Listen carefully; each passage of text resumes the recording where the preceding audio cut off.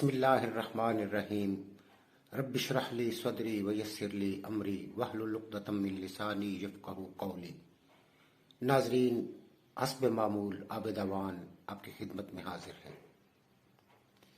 ناظرین، دھاندلی زدہ الیکشنوں کے نتیجے میں قائم ہونے والی اسمبلیاں صوبائی اور قومی، ان کے اراکین روز الف برداری کی تقریبات منعقد ہو رہی ہیں۔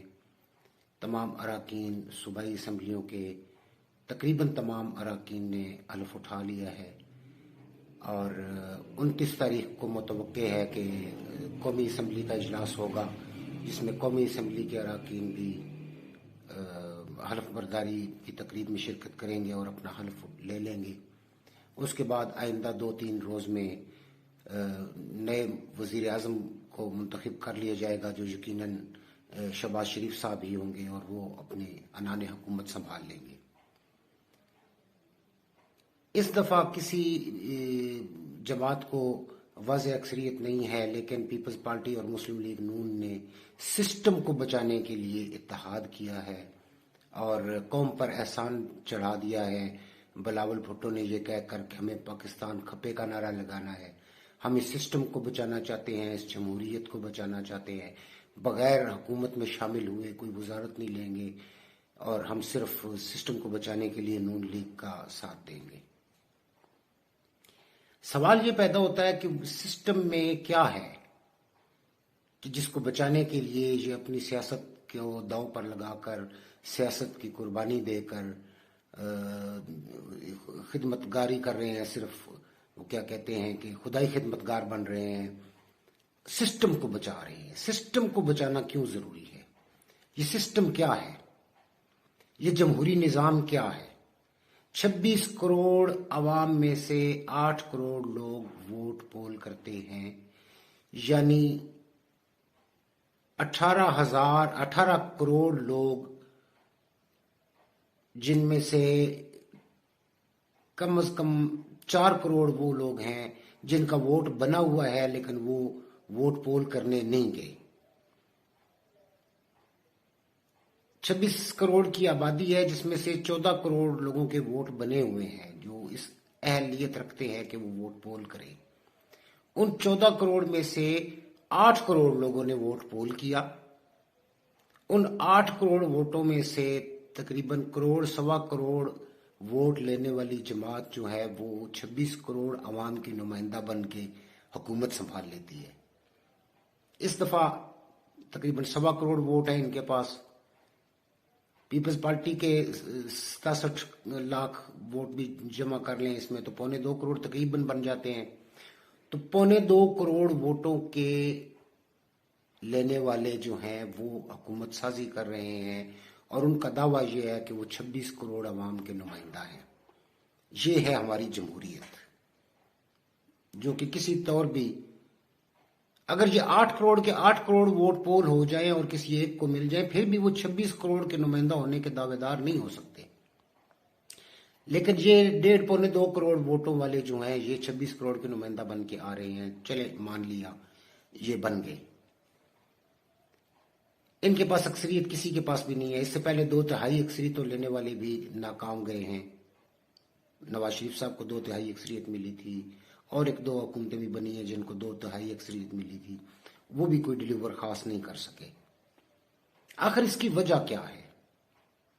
اس سسٹم سے عوام جان چھڑانا چاہتے ہیں، اس نظام کو تبدیل کرنا چاہتے ہیں۔ یہی تبدیلی کا نعرہ لگا کر عمران خان آئے تھے۔ وہ اس نعرے کے ساتھ مخلص تھے یا نہیں مخلص تھے، انہوں نے کیا کیا کیا نہیں کیا، میں اس پہ بحث نہیں کرتا، لیکن یہ ایک بات واضح ہے، روز روشن کی طرح آیا ہے کہ تبدیلی کا نعرہ نہ ہماری آرمی کو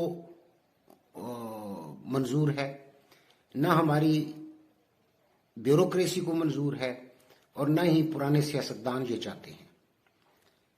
عوام ہے تو عوام کی رائے کی اس جمہوریت میں کوئی ویلیو ہی نہیں ہے۔ یہ ہمارے ہاں جمہوریت ایسی ہے، عوام چاہتے ہیں کہ تبدیلی آئے۔ اب عمران خان مخلص ہیں یا نہیں ہیں، میں اس پہ بحث نہیں کروں گا۔ عمران خان نے 4.5 سال حکومت کی ہے، یقیناً یہ بہت تھوڑا کم عرصہ تھا ان کے لیے، جہاں بیوروکریسی بھی آپ کی مخالف ہو، جہاں سارے سیاستدان بھی آپ کے ٹانگیں کھینچ رہے ہوں، جہاں آرمی بھی آپ کے ساتھ اس طرح کی حمایت، آرمی تو خیر کر ہی نہیں سکتی ہے، وہ تو جو کسی کی پشت پناہی کرتی ہے ڈھکے چھپے اس میں کرتی ہے انداز میں، کھل کے وہ کر ہی نہیں سکتے ہیں، وہ ناکام گئے، اور آئندہ بھی اگر ان کو حکومت ملے تو وہ ناکام ہوں گے۔ میں صرف عمران خان کی بات نہیں کر رہا، کوئی بھی کوئی بھی بندہ جو اس نظام کو چینج کرنے کی بات کرے گا، جو اس سسٹم کو بدلنے کی بات کرے گا، جو اس نظام کی گندگیوں کو دور کرنے کی بات کرے گا، وہ ناکام کیا جائے گا۔ اس لیے ناکام کیا جائے گا کہ ایک تو ہماری عوام میں شعور نہیں ہے، تعلیم نہیں ہے، ڈگریاں بہت ہیں، تعلیم نہیں ہے۔ دوسرا، جو لابیز تبدیلی نہیں چاہتی ہیں وہ بہت سٹرونگ ہو چکی ہیں 76 سالوں میں۔ تو آخر اس کا حل کیا ہے؟ یہ کیسے تبدیلی آ سکتی ہے؟ یہ بات طے شدہ ہے کہ اسی سسٹم میں رہ کے اس سسٹم کو آپ تبدیل نہیں کر سکتے، ممکن ہی نہیں ہے، امپاسبل ہے کہ آپ اس کو تبدیل کریں۔ ہمیں من حیث القوم سوچنا ہوگا اس بات پر کہ تبدیلی کیسے آ سکتی ہے۔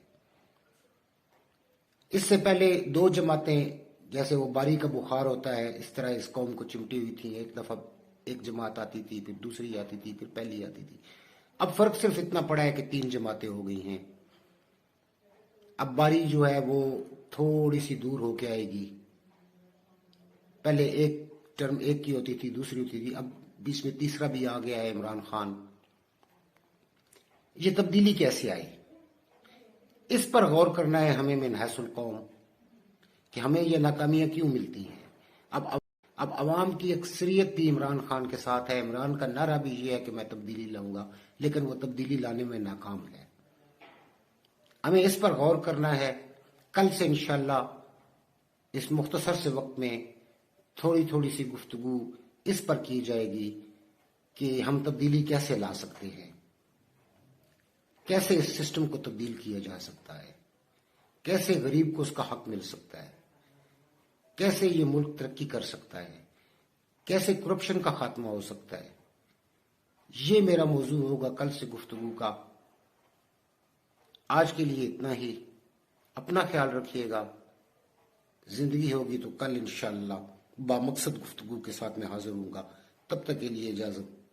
اللہ حافظ۔